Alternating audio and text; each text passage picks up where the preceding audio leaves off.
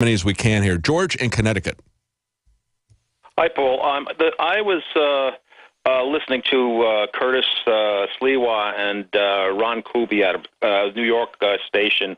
I think it's syndicated throughout the United States, and they were talking about the issues, and they said they had an expert on there that was sort of neutral. He wasn't pro-cop, whatever. He's been involved in this situations in New York routinely, and he said it was mainly because it was in Staten Island. Staten Island is the bedroom community for lots of the police, including their families. So if you have mostly family and people who are related to the cops in one way or another, it's harder than ever to get a jury to. Yeah. And the other point they were making, that they should have probably had a special prosecutor. But I have another slant on this as well, because I've been victimized by police as well as not being victimized in other countries. Anybody who thinks that this is the way we should do police business, they should do a Google search on how many people were killed by cops in Japan. Zero, probably in the last 10 years. Oh, yeah. As Paul pointed out, we've had more in 1 year than they've had in the entire history of policing in the UK, and they've got a much longer history of policing there than we do here.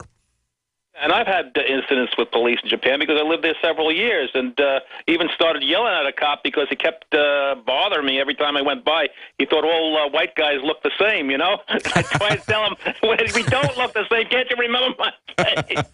Yeah, that's part of the problem. Well, you know, Lionel said that, pointed out that in many states, if it's a felony, they'll go straight for a trial. They don't go through the grand jury process. I think one solution would be for these situations, especially when people are calling into question the excessive use of force, I think they ought to go directly to a trial. Skip the grand jury stuff. We don't need to see some kind of a secretive non-trial. We need to have this as a real trial. It needs to have some outside involvement, not just the people who live there in the community, not people who are part of the system. And this is a bigger problem than just Staten Island. This is a bigger problem than white versus black. This is a national problem. This is happening all over the country. These rules of engagement, this militarization of the police that's being driven out of Washington. Thank you so much, George in Connecticut. Let's go to Dave in New York. Dave? Hey, guys. How you doing? Do a great job. Good. Thank you. Go ahead. What's your question? I want to comment on the difficulty of cooperating. And I want to tell you a story, and I hope you can put it on your website. It would help us. Mm-hmm. We're fighting a case where a gentleman was charged with murder. What led up to the charges is he found out he had a fugitive living next door.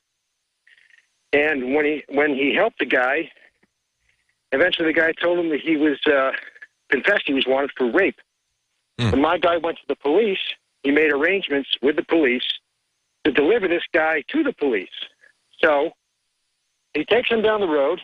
They pull the guy over for speeding, reprimand my guy who's speeding, and pull the fellow out of the car gently and courteously and ask him who he is, and then, without even cuffing him or checking to see if there is a warrant, they take him back to the shack where he stays, where he promptly bolts, having no cuffs on him.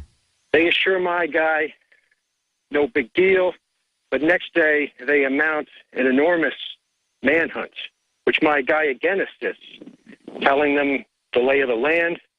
They surround the wrong building. They flush this guy into a reservoir where he's swimming at, half a mile an hour? They ride to the opposite side of the reservoir with SWAT, dogs, helicopter, boat, and they miss the guy. Somehow they lose him. But now, do you think this guy, we're almost at it, we got 10 seconds. Was this guy involved with him, you think? No, he was not. But when he showed up the next day, my guy shot him after trying to arrest him when he lunged at him. Oh, well, that's all the time we've got tonight. Nightly news. Hang on, we'll get your phone number. 7 Central, 8 p.m. Eastern with Darren McBrain. Web.com want to build your business a successful website for its challenges. Unlock the energy it takes to defeat these daily beasts with Super Mail or Super